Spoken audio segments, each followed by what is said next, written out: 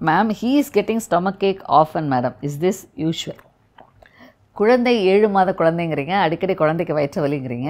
பொதுவாக 7 மாத குழந்தைக்கு அடிக்கடி வயிற்று வலி வருவது என்பது பல நேரங்களில் குழந்தைங்களுக்கு வயிற்று வலினா என்னென்னே தெரியாது. பசி எடுத்தால் கூட வலிக்குதுன்னு சொல்லுவாங்க. சில நேரம் யூரின் போகிறதுக்கு முன்னாடி கூட வலி இருக்குதுன்னு சொல்லுவாங்க. சில நேரம் மோஷன் போகிறதுக்கு கூட வலி இருக்குதுன்னு சொல்லுவாங்க. அவங்களுக்கு அந்த ஃபீலிங் சம் டிஸ்கம்ஃபர்ட்டை வலி என்று தான் சொல்லுவாங்க. ஸோ உங்களுடைய குழந்தைக்கு அவனுடைய உடல் எடை கூடுதல், உணவு உட்கொள்வதல், யூரின் பாஸ் பண்ணுவது, மோஷன் போவது இதெல்லாம் சீராக இருக்கிறதா என்பதை பரிசோதிங்க.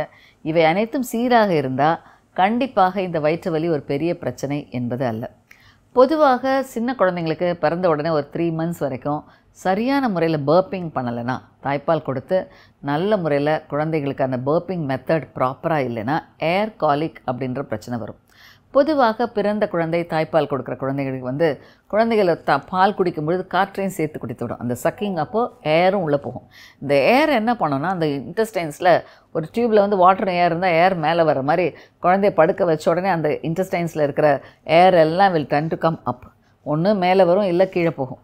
ஸோ மேலே வரும்போது அந்த குழந்தைக்கு என்ன ஆகும், ஒரு ரிஃப்ளெக்ஸ் மாதிரி சில நேரம் வாமிட் பண்ணும், சில நேரம் குழந்தை அதனால் அழுகும். அந்த ஏர் இன்டெஸ்டைன்ஸில் மூவ் ஆகும்போது காலிக் வரும்.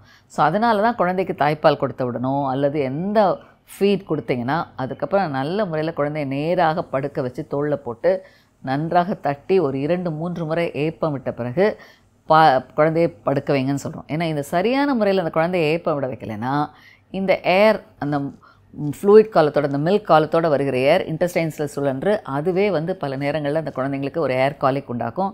இது டிப்பிக்கலாக ஈவினிங் காலிக்குன்னு சொல்லுவாங்க.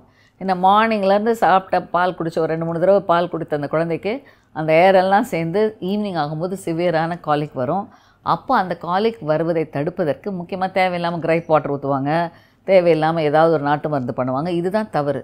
இதற்கான முக்கியமான காரணமே முறையான பர்ப்பிங் செய்தாங்கன்னா கண்டிப்பாக இந்த ஏர் காலிக்னால் ஏற்படுற வலிகள்லேருந்து குழந்தைகளுக்கு நிச்சயமான மாறுபாடு கிடைக்கும்.